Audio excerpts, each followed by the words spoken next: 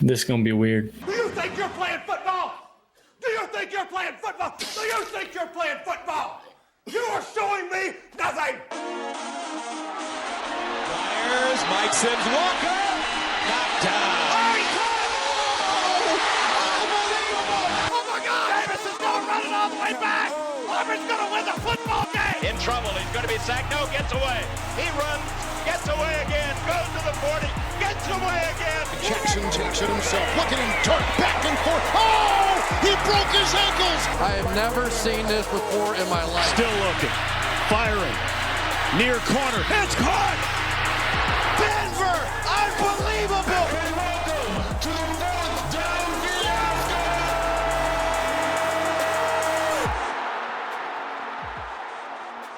Hello and welcome to the Fourth Down Fiasco podcast, your go-to podcast for all things ELF, and the NFL season is starting soon, so your go-to NFL news.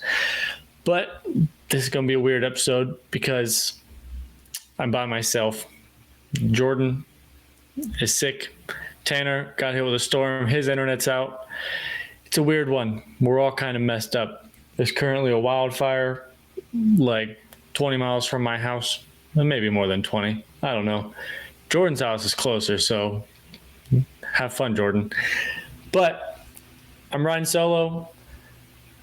I haven't done this before. We haven't done this on the network before, except for with our little off series. But it's going to be a short one, so enjoy. But as we get into it, let's jump into last week's slate of games. And realistically, there's only one game that kind of shocked everybody. Well, depending on who you ask, there could be two. But let's start us off. The Panthers absolutely walloped the Enthroners 62-12, followed by the Vikings doing the same thing to the Lions 62-23. The Lions still looking for their first win in ELF history. The Stuttgart Surge absolutely destroyed the Barcelona Dragons 71-7. The Bravos shut out the Centurions 37-0. The Rhine Fire win by 38-6 over the Paris Musketeers, in which was the game no one saw coming. We expected it all to be very close. The Munich Ravens drop almost 70 against the Seamen, who scored 30. The Ravens won 69-30. The Seamen offense looking pretty good, putting 30 points up against the Ravens defense. All right. The Raiders beating the Mercenaries with two new A imports on the offense. The Raiders won 42-28. And the Frankfurt Galaxy beat the Hamburg Sea Devils 40-23. That was last week's game. Now let's go game by game a little bit. Let's see what all happened. In the first game, people thought was a little out of the ordinary. The score, yes, but for whatever reason, Fourth Down Fiasco, I think, were the only people to pick the Panthers. Everyone else picked Farivar. Maybe because they won 2 in a row, the Panthers on their fourth quarterback. Who knows? That's besides the point. However, the Enthroners didn't stand a chance. The Panthers, first quarter was slow. A little 7-3 in the first quarter. And then the Panthers turned it on. Adams, 15, 131 and 2 touchdowns. Brzezowski, 22, 127 and 2 touchdowns. Norwood, the new quarterback, only threw 13 times, had 10 completions, 145 yards and 3 touchdowns. 2 of those to Cole, went for 96 yards. And then the real MVP of the game, well, besides A.J. Wentland getting 15 tackles, Burrell, 144 kick return yards, 1 of them for a touchdown. And not that he didn't end his day there. He decided to return a punt for a touchdown. What a day for the special teams player. I know he's a wide receiver, but yeah, no one expected this to happen. Mango only had 185 and 1 touchdown. And then the rushing attempt for the Enthroners could do absolutely nothing. Roby went 5 for 70 with a touchdown, their lone touchdown on the day. That they really could not get anything going against this Panthers defense, who we've been saying the whole year that they have one of the best, well, not one of the best defenses, but a top defense in the league. And against a red-hot Thorners team, it showed out. And somehow that win bumped the Panthers above the Thunder in the Eastern Conference for second place. So the battle for second is alive. Both teams sitting at 4-5. That conference also locked up with the 10-0 Vienna Vikings, but we'll get to them right now. Actually, let's just do it, because that game, Panthers all over them. This second game, more of the same. Vikings all over the Lions. Perkins, only 18 attempts, 116 and a touchdown. The running back, Zuzelka, sure. 8 attempts, 109 and 2 touchdowns. He had himself a day. Against this Russian defense, who's pretty solid, yeah. But yeah, everyone else, the receiving game wasn't there. They did have a touchdown. Beautiful touchdown, actually. I'm trying to remember. Down the right side, just dropped it over the new A import, Cole Coleman for the Vikings. Beautiful pass right into the end zone. But someone who had a bunch of touchdown passes, Ben Holmes, 7 touchdown passes. Absolutely insane. Looked like he was playing Madden. 265 yards, 7 touchdowns, and a pick. And we don't know what it is. I was talking with Matt about it during his little live streams that he does on the weekends. Ben Holmes has to throw a pick in like the first 3 drives of a game before he can start throwing touchdowns. Don't know what it is, why he does it. Does he do it on purpose? I'm saying yes. But we were saying he cannot do that in the playoffs or against a top team in the league, because it's just going to hurt him. Like, most of the time when he does it, the defense steps up and takes the ball back. But against the Surge, against the Fire, maybe against Paris, if he turns the ball over, they're going to score. And I know the Vikings probably have the best defense in the ELF. But you can't just have turnovers like that. You can't just be like, all right, let me give you the ball once and then pop off. It's not going to work. But the finisher, 9 attempts, 121 yards and a touchdown. He's closing in on 1,000 yards. He's at 9-something. Let me see real quick. League leaders. Rushing. Yeah, besides Tunga, who's almost at 1,400. Carey is second at 913, and then followed by Brzezowski at 755. So there's a big gap between 1, 2, and 3. That's crazy. But hey, Ben Holmes is throwing for a lot. If he didn't get hurt for the couple games, he'd be leading the league in passing. I stand by that statement, but I think he's fourth now. But yeah, just to have the 4th leading passer and the 2nd leading rusher on the same team, and the number 1 wide receiver in the ELF, Reese Horn, went for 73 yards and a touchdown. Shoots 56 yards, 2 touchdowns. Beer Bomber, welcome back, week 2. I mean, he was back last week. 1 catch and a touchdown. Sudi, 1 catch and a touchdown. And then the offensive rookie of the year, in my opinion, I know Milan Spiller's there. If you're listening, sorry. I don't know what to say. Noah Torre, 4 receptions. 4 receptions doesn't sound right, but 104 yards, 2 touchdowns. Crazy game for the rookie. But yeah, this Vienna team, they're getting their defensive players back. It's looking scary. They got the X Factor back with Xavier Edwards. They brought in a new defensive back, Cole Coleman, to fill in for I forget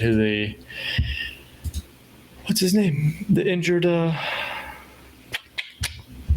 me find it real quick. Eddie Morales. Yeah, the other A import that we had. But yeah, so our secondary is healthy now. Our D line is getting back. Our linebackers are back. Swan Carr is looking great. Benjamin Strait is all over the ball. Yeah, it's getting good. And I was a hater in the beginning of the year. Our kicking, he made 8 of 9. Come on. You can't ask for more than that, especially now the beginning of the year worked.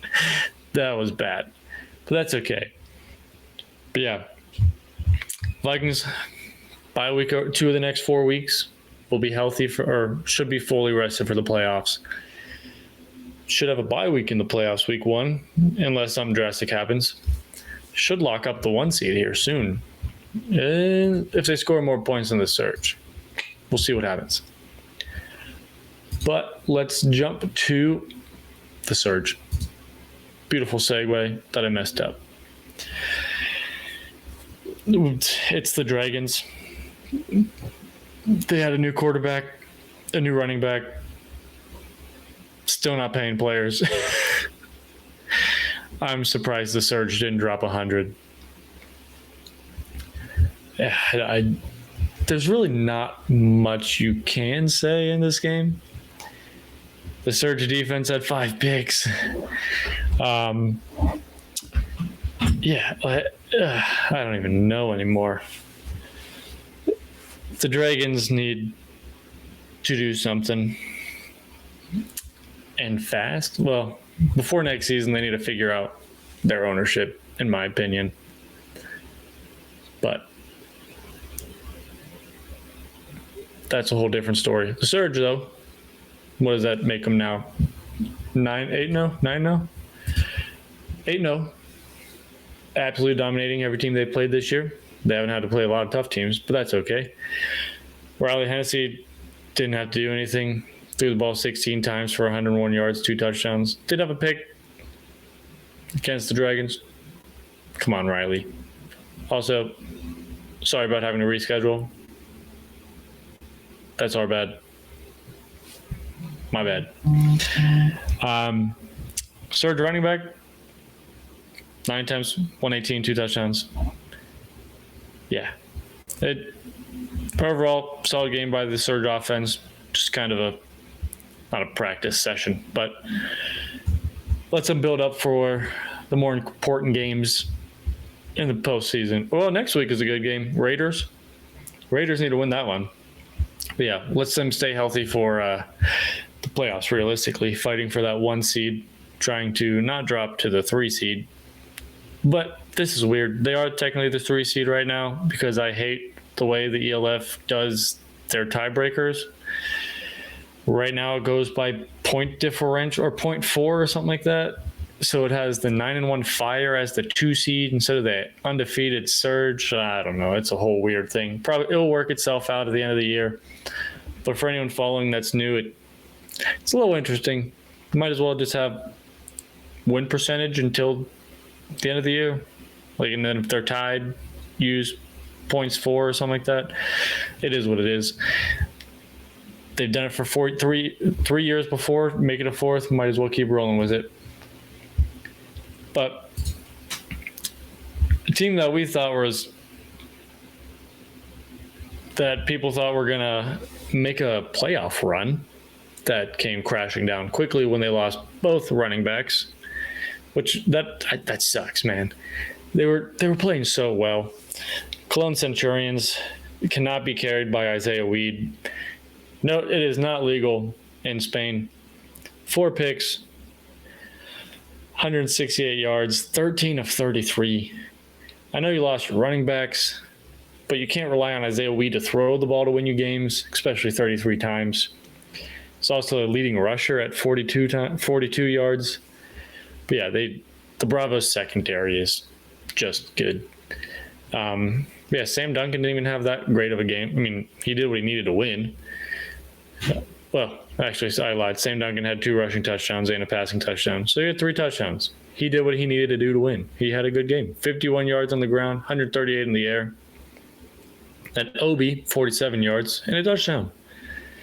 But yeah, just good bounce back game from the Bravos after last week. Yeah, I don't think they wanted last week to go like they did, but it is what it is.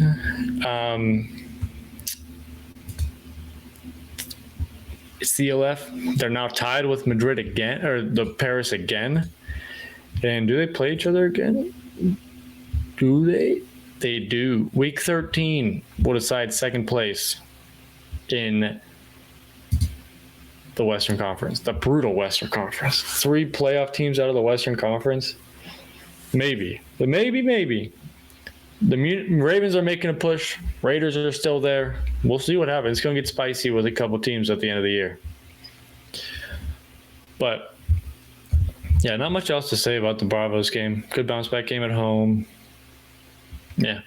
You guys listen to the ELF live show. They cover it more in depth. But, game we were all shocked about. Fire 38-6. Paris didn't score till the fourth quarter. I just want to shoot down the allegations now from Matt Bressington that we cursed Zach Edwards. We did not. I don't know how else to prove we didn't. He also says we cursed Aiken because we interviewed Aiken. We did not. That was way after the fact. Come on, guys. Stop it, Matt. But Jadrian Clark had himself a Jadrian Clark game. 4 touchdowns, 22-28, 287. When the passing game and rushing game on the Rhein Fire are clicking, this team is probably unstoppable. Glenn Duga didn't even cross 100 yards, only 61 yards. Did get a touchdown, anytime TD, bet on it.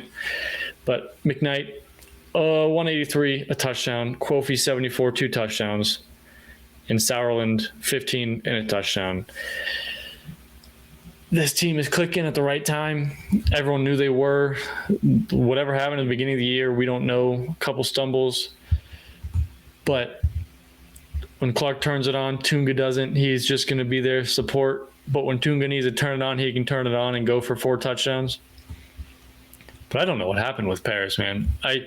Sadly, I was not able to watch this game because it was at 5 a.m. my time, which is brutal, but that's okay. Because Zach Edwards, 262, touchdown and a pick. All right, completion percentage, 19-33. The run game, abysmal. 5 for 47, 8 for 36. Yeah, that Rhein Fire defense all over the place. But yeah, it's just Musketeers back-to-back hard games. Bravos and Fire. And then who they have this week? Then they get the Thunder. The Musketeers on a tough stretch. All away games, too, because of the Olympics. Because they had 5 home games, and they're going straight away for a couple weeks. I think the next, 4 weeks, actually. Yeah, their next home game is week 13, which is brutal. So we saw them win at home, but can they win on the road?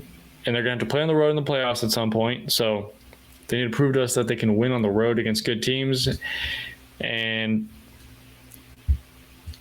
Sunday, that they did not try to prove that. But hopefully they can bounce back against the Thunder.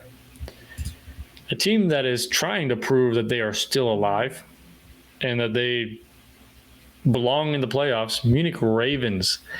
We kind of forgot about them because they had 2 bye weeks in 3 weeks, and they had the Dragons game where it was forfeited, so they had they had basically 3 bye weeks in a row.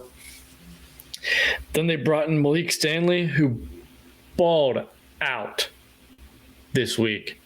There was a lot of good players this week. Malik Stanley, 136, 4 touchdowns. Chad Dreffys, 374, 6 touchdowns, 2 picks. Even Easton Salem for the Milano Seamen against a very good Ravens defense. First game of the ELF from Denver, Colorado. Shout out Colorado. 179, 3 touchdowns. He did have 5 interceptions, though.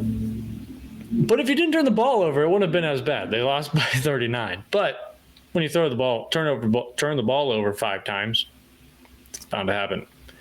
But Jamal Crawford, 82 yards on the ground. Easton Salem even accounted for 73 and 1 on the ground. So 4 touchdowns in his first game.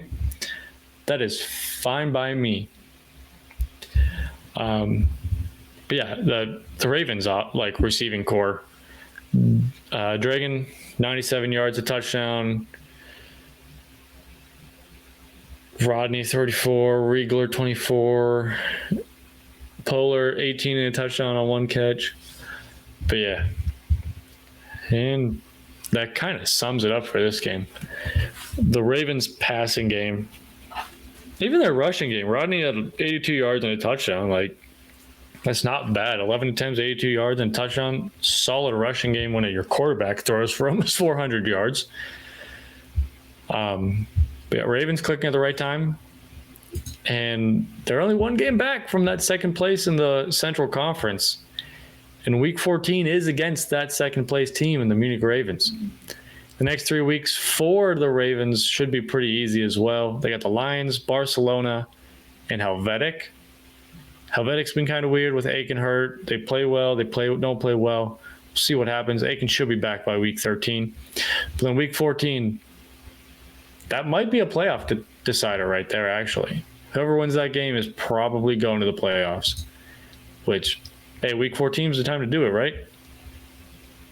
But about that second place in the Central Conference, the Raiders of Tyrol beating the Helvetic Mercenaries with their new quarterback, Clayton. He had a solid game. 15-24, 252, 2 touchdowns, and a pick. Perry, I don't know if Perry's the answer long term. They need to run their offense like the Ravens if they do keep Perry long term, where you don't need to rely on the arm. And that's kind of what they're doing. Perry 17 to 23, 196, 2 touchdowns and a pick. But then he had 83 and 2 on the ground, followed by Hausvanter, 104 and a touchdown. And Bonatti, 32 yards and a touchdown. Come on, Bonatti. You're like 4th in the league in rushing yards. But new wide receiver that everyone else was very high on, Sweeting, 7 receptions, 98 yards and a touchdown. Hound, 83 and a touchdown. That's kind of all their receivers did. But on the other side of the ball, back to Helvetic. I'm just jumping all over the place. Stick with me, guys. It's okay. Robinson is back in the ELF, and back he is. I was told I need to go back and watch tape from when he was in the ELF before. I probably should. 138 and 2 touchdowns in his return. And then another Offensive Rookie of the Year candidate, 110 yards, but no touchdowns. This week goes to Torre. I know he has a new quarterback. If Aiken was there, he probably would have had a couple touchdowns. This game probably would have been a lot closer. Not to diss on Clayton, but if Aiken was there with the chemistry he has with that team, this game, it could have been like 42-37 or something like that. It could have been close. But yeah, good game. Mercenaries just looking forward to next year. A lot of good changes they've made so far. I'll be curious to see how they do play next year, because I think they are eliminated from the playoffs along with the Dragon. 4 teams are classified as eliminated from the playoffs: Enthroners, Lions, Dragons, Mercenaries. The Sea Devils are somehow not eliminated. At least that's what it says on Elfpedia. If I'm wrong, at him, because there's not the little cross next to it. But I'm saying the Sea Devils are eliminated, the Galaxy are eliminated, and the Centurions are eliminated. But besides the point, let's go talk about the Galaxy and the Sea Devils. The Godfather match, V2, Galaxy Sea Devils, won by the Galaxy 40-23 in a weird game. Fulford, 109, almost 200 yards, 197, 3 touchdowns, 2 picks. There were a lot of picks this week. Don't know what the quarterbacks were seeing or doing or what was going on. But ELF Ballhawks this week. Fertig, I think that's his name. Surge defensive guy, DB, American. Matt talked about him the other day. Kind of a underdog American, but he's now leading the league in interceptions at 5. He just jumped up out of nowhere. But the Sea Devils got a rushing game out of Harding, 103 yards, no touchdowns. All the touchdowns came from Fulford passing them. 2 by Justice for 73 yards, and Neal 121 yards and a touchdown. So not the best game you could have asked out of the Sea Devils, especially with, I don't know what's going on with them this year, sitting at 2-6. Fulford wasn't the answer, even though I thought he was. I don't know why I was high on Fulford. I think it was just the way he was cut after 2 weeks with the Raiders. I was like, that's ridiculous. But they know something I don't. But McKay, maybe adjusting to the ELF lifestyle a little bit. Only 1 touchdown, but 244 yards and a pick. It was more of the rushing game for the Galaxy. Platzgummer, 23 attempts, 108 yards and a touchdown. And McKay, 13 attempts, 100 yards and a touchdown. McKay is not supposed to be a rusher, but hey, if you need to win games by rushing, go for it, McKay. No one's going to stop you. Markel Castle, Triple Crown winner last year. Kind of have an up and down season just because of the quarterback situation with Frankfurt and stuff like that. Did go off for 153 at 15 yards a catch, 10 receptions, 153 yards. Cannot complain, but did not find the end zone. But they won, so you can be mad you won or you mad you didn't get any touchdowns. I don't know. That's up to you. But yeah, that kind of wraps up week 9 or week 10. Whoops. That wraps up week 10. It's weird being by myself. That's okay. I'm holding down the fort because if I didn't do this, you wouldn't have an episode. And I know Marcus would be sad. Shout out Marcus. But yeah, let's jump to commercial break. And then we'll be back. Whoop-ah! Picture this. You're the proud owner of a business, and you've got it all. The hustle, the bustle, and the occasional office kitchen mishap that turns into an alarm-triggering emergency. Whoa! But fear not. Western States Fire Protection is here to turn your workplace into a disaster-free zone. Our in-house team handles everything from fire sprinklers to alarms and monitoring, inspections, extinguishers, and more. Whew. Crisis averted. Thanks, Western States Fire Protection. No problem. We've been protecting lives and property since 1985, and we take our job seriously, even when your employees don't. Oh no, not again. Visit WSFP.com to request a quote. Because when your microwave thinks it's a flamethrower, we're the heroes you need. Welcome back to the Fourth Down Fiasco podcast. It is your host, Danny. That's it. It's just me, still. But before we jump into week 11, my own pick'ems, I'm not going to worry about Jordan and Tanner. They didn't want to be part of this. That's fine. No, they had valid excuses. Tanner's been on the phone all afternoon after he got out of work to try to get his internet back on, and they won't be back on. It won't be back on until tomorrow. And Jordan's laying in his hotel with a little stomach bug. So feel better, Jordan. But before we get into week 11, I just want to say, leave us a 5-star review on Apple Podcasts and Spotify. I forgot to say that in the beginning of the episode. And go follow our YouTube channel where we post all of our exclusive interviews. Go check out our latest one with the Zach Edwards. We've done Jaime, for the owner of the Bravos. We've done Aiken Jr. We've done Kiki Klepsch, the director of communications with the Vienna Vikings. We've done Alex Malchow. He's the European Skip Bayless now. Yeah, he changed it. But yeah, so go check those out. So those are good interviews. Give us a subscribe, like, whatever they do on YouTube nowadays. And follow us on all our social medias at Fourth Down Fiasco on Instagram and TikTok. We should probably use our TikTok more. And then at Fourth Down _pod on X, or Twitter, as some people still like to call it. And then our last shout out, if you have College Football 25, I'm slowly building all the teams, and I mean slowly. I've started out hot, kind of fallen asleep on it recently, but all the ELF teams are going to be in CFB 25. And actually just announced today for the recording, yesterday if you're listening to it on Thursday, that Team Builder is coming to Madden 25, or whatever they're calling it this year. So the ELF is coming to Madden too. The ELF is coming to the NFL, so be prepared for that.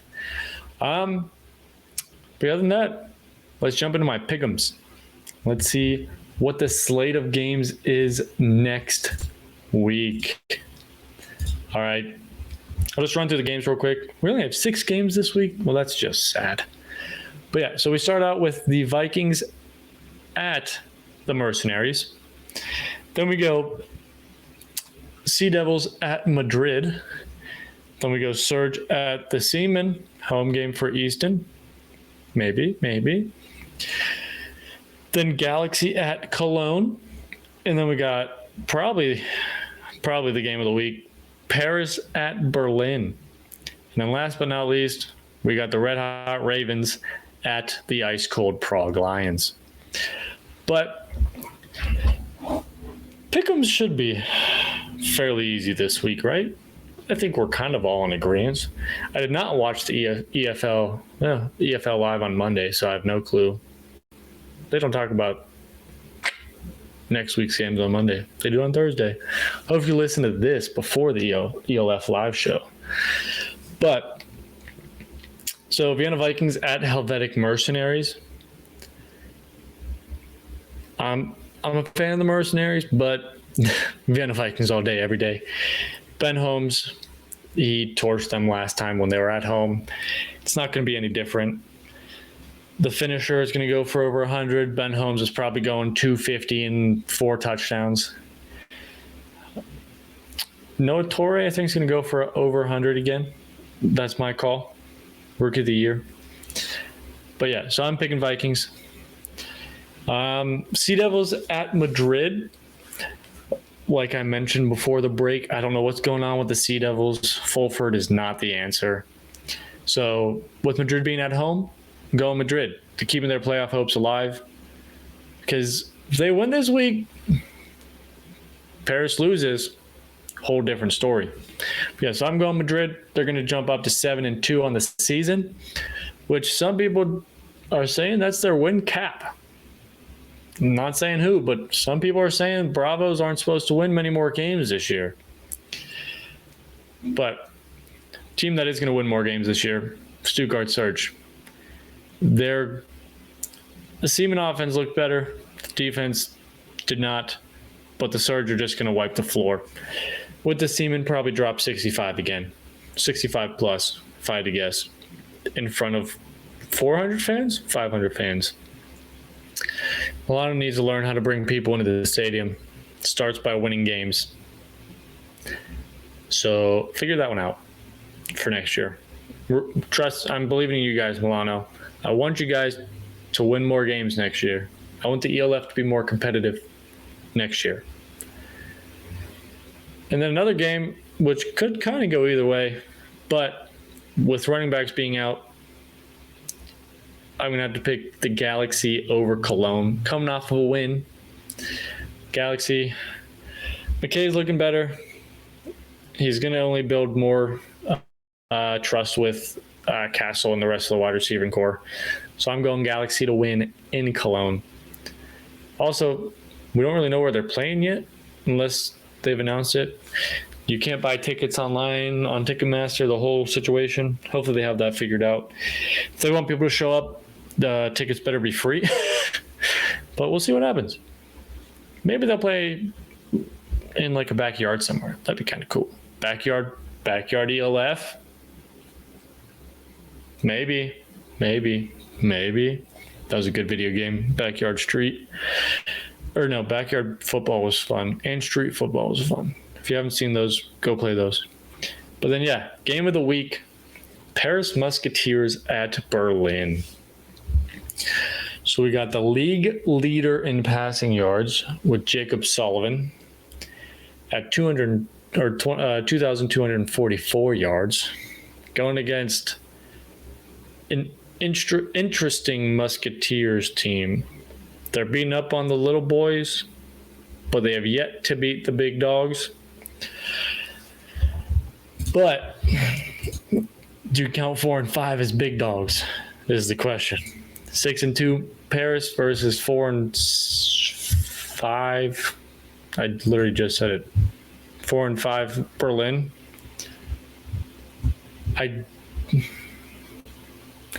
Paris already beat them once this year. That wasn't home. It was 35-27. They let them back in the game.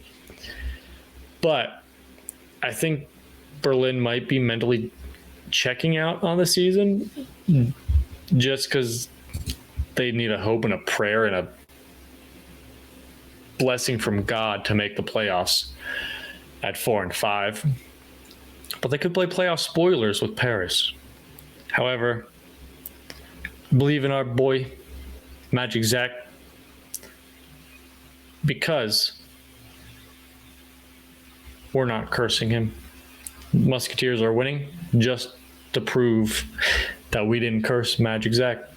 We did not take his magic away. It's the black visor all day long.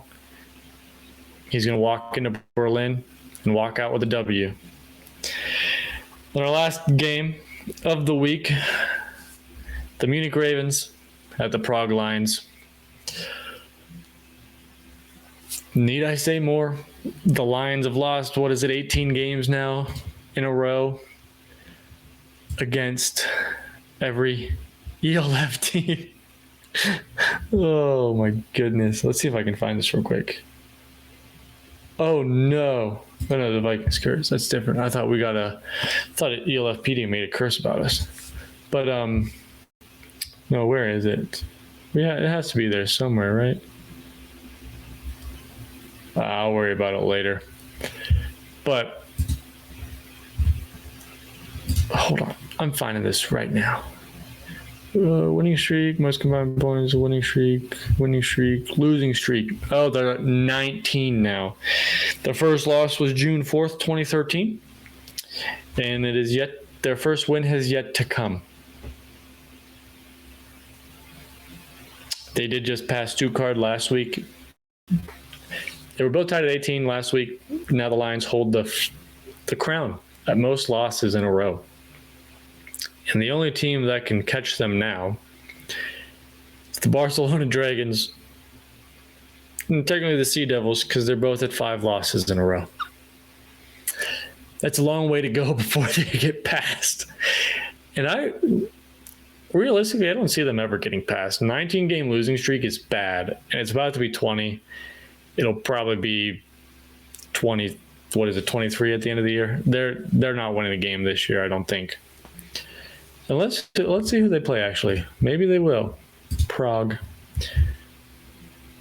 They play the Enthroners again, but that's their only shot at another win because they play Ravens, Enthroners, Panthers. But I could see them at 22 losses in a row at the end of this year. I don't see them beating any of the 3 teams they have left. But Chad Jeffries, Ben Holmes diced them up for 7 yet last week. Chad Jeffries is going to do the same. Probably go for another 7-touchdown game or 6-touchdown game. So he'll 14 passing touchdowns the last 2 weeks. If he does that, good for him. Maybe jump him up in the MVP candidate. He is number 2 in the league leader now. So we'll see. Only 200 yards behind Sullivan. But yeah. So those are my picks. Vikings, Bravos, Surge, Galaxy, Musketeers, or Ravens. Lock them in. We'll see if those come true or not. But if you've listened this long, thanks for sticking with me. I know it's probably a little awkward. no one to bounce my random stats off with. I'm the stats guy. I'm not the host. That's what Jordan's for. But we might have some exciting news coming soon with 2 potential partnerships. Partnerships, maybe. But we will see, and you'll find out when we are allowed to say anything. But on that note, thank you so much for listening. And who's ready for the ELF playoffs? Because I want some really competitive games against really good teams. But don't forget to leave 5 stars on Apple and Spotify. Go subscribe to our YouTube channel. And yeah, whatever I said before. But thanks for listening. Have a good one. See you next week. Bye.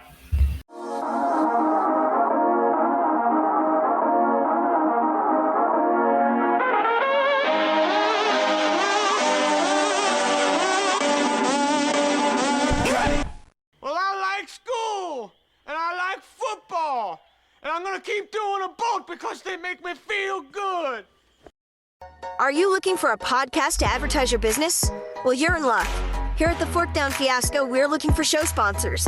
Whether you want to be a platinum sponsor and be mentioned at the beginning and end of every episode, or you just want a simple 30 or 60-second ad, we got you covered. If you're interested in having a spot on our show, you can reach us at fourthdownfiasco@gmail.com. That's fourthdownfiasco@gmail.com. We are excited to hear from you and even more excited to have you on the show. Join the Fiasco family now.